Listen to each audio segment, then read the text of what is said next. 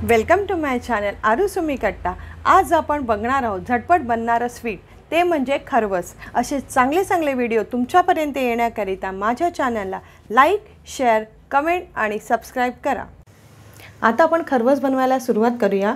याला लागणारे साहित्य आहे साखर, वेलची पावडर, दूध तुम्ही कुठलेही घेऊ शकता, गाईचं म्हशीचं कुठलेही घेऊ शकता, आणि चिक दूध। आणि ह्या 4 आयटम मध्येच इन्ग्रेडियंट मध्येच आपल्याला ही रेसिपी तयार करायची आहे।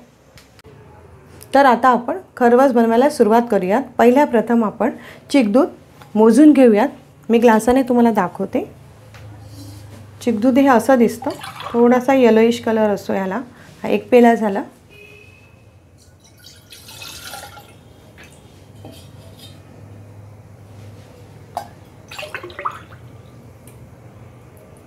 हे जवळजवळ 1.25 पेले झालेले आहेत। आपल्याला दूध 1.25 पेल्यापेक्षा दूध आपल्याला कमी घ्यायचं आहे। चिक दुधापेक्षा दूध कमी घ्यायचं आपल्याला। 1 पेला दूध,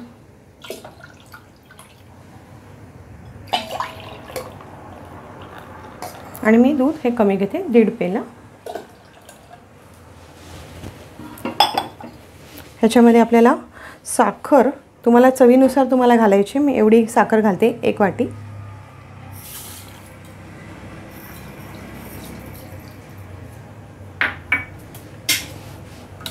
हे आता चांगल्या तऱ्हेने ढवळून घ्यायचं आहे, मिक्स करून घ्यायचं आहे।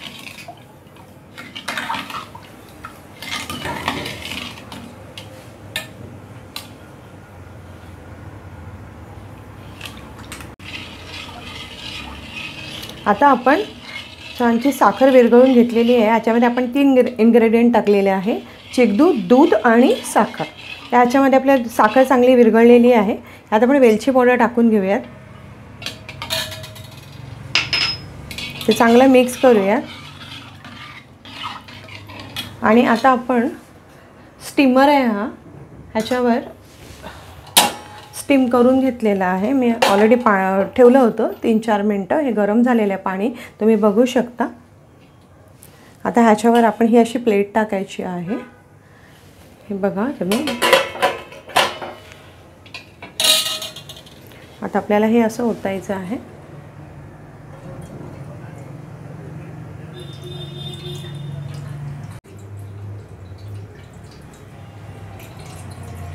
बघू शकता, असं व्यवस्थितरित्या आपण स्टीम करायचं आहे। हे 20 मिनिट आपल्याला स्टीम करायचं आहे। आणि अशा तऱ्हेने आपण झाकण लावून घ्यायचं आहे आणि 20 मिनिटं तुम्ही स्टीम करा। थोडा हाय फ्लेम घ्या। तर आता आपली 20 मिनिटं पूर्ण झालेली आहे। तर आता आपण बघूयात खरवस तयार झालं आहे की नाही। ते तुम्ही बघू शकता, खूप सुंदर असं खरवस तयार झालेलं आहे। हे गरमागरम खाण्यासाठी खूपच सुंदर आहे। पण आता आपण हे जर फ्रीजमध्ये ठेवून खाल्लं तर खूप टेस्टी रेसिपी तुम्हाला मिळेल। तर आता आपण छान प्रकारे कट करून घेऊया।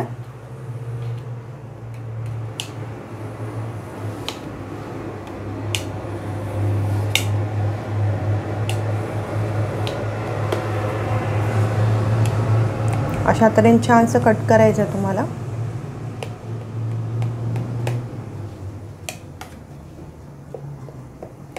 खूप सुंदर रेसिपी आहे ही।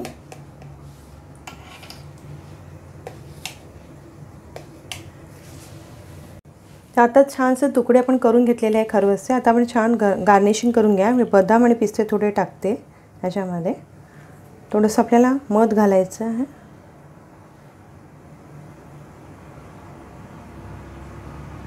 खूप सुंदर रेसिपी आहे ही। आणि अशा तऱ्हेने हे आपलं झटपट खरवस तयार आहे।